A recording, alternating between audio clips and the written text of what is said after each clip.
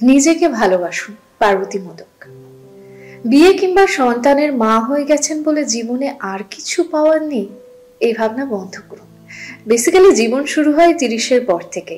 তখন হয়তো দু একটা সাদা চুল মাঝে মাঝে উকি দেয়, চোখের কোণে ডার্ক সার্কেল পড়তে শুরু করে, চামড়া কুঁচকে না গেলেও আগের মতো সেই উজ্জ্বলতাটা আর থাকে না।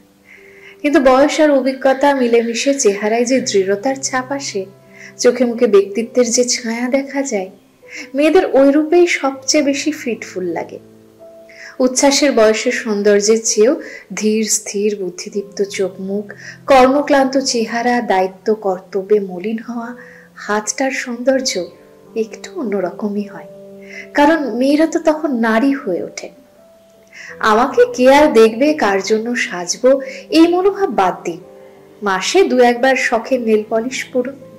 ধূসর ঠোঁটে বাইরে না বেরিয়ে পছন্দের লিপস্টিক লাগান। মাঝে মধ্যে পার্লার ট্রিটমেন্ট করুন, আপনার সাধ্যের মধ্যে। দিন শেষে কালি পড়া চোখটায় হালকা করে কাজল দিন, আলগা খোপা করুন। অকেশন ছাড়াও 1-8 দিন পাট ভাঙা শাড়িটা করুন না, ক্ষতি কি? হত হিসেব করে কি জীবন হয় নাকি? সদ্য স্নান সেরে উঠে খোলা চুলে আয়নার সামনে কতদিন দাঁড়াননি বলুন তো? একটু দাঁড়িয়ে নিজেকে দেখুন। 1 কাপ চা হাতে কয়েক মিনিট বারান্দায় বা ব্যালকনিতে নিশ্চিন্তে বসুন। গাছ দেখুন, পাখি দেখুন, আকাশ দেখুন। রান্নাঘরে সবজি দিয়ে টুকটাক রূপচর্চা করুন, দেখুন ফ্রেশ লাগবে। অবসরে সিনেমা দেখুন, বাগান করুন, গান শুনুন, হাতের কাজ করুন। প্রফেশনালি কিছু করার পরিকল্পনা হয়তো ছিল, কিছু শেখার ইচ্ছে ছিল, হয়ে ওঠেনি।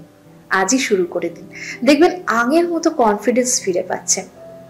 সবসময় স্বামী ছেলে মেয়ের পছন্দসই রান্না না করে সপ্তাহে অন্তত একটা দিন নিজের পছন্দের রান্নাগুলো করুন। বিকেলে বাড়ির এক্সট্রা কাজকর্ম বাদ দিয়ে 2-1 দিন কাছে পিঠে হেঁটে আসুন। একা হলে একাই সই। বাজারে শুধুমাত্র সবজি কিংবা মাছ কেনার জন্য না গিয়ে মাঝে মধ্যে আইসক্রিম পাপড়ি চাট খেতেও যান। আগের মতো টক ঝাল দিয়ে ফুচকা খাওয়ার আনন্দ নেই।